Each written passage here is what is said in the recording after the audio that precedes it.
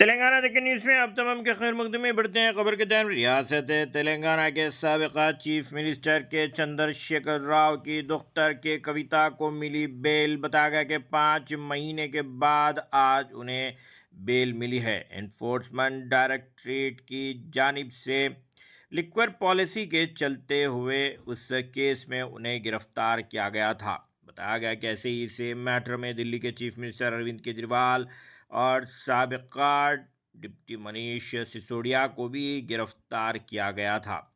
इस सिलसिले में बीआरएस के हलकों में खुशी की लहर देखी गई है।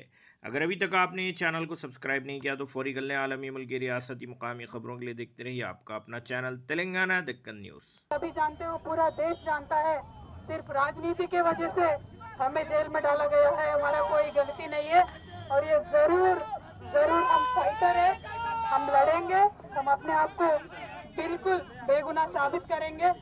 Thank you so much. जय तेलंगाना।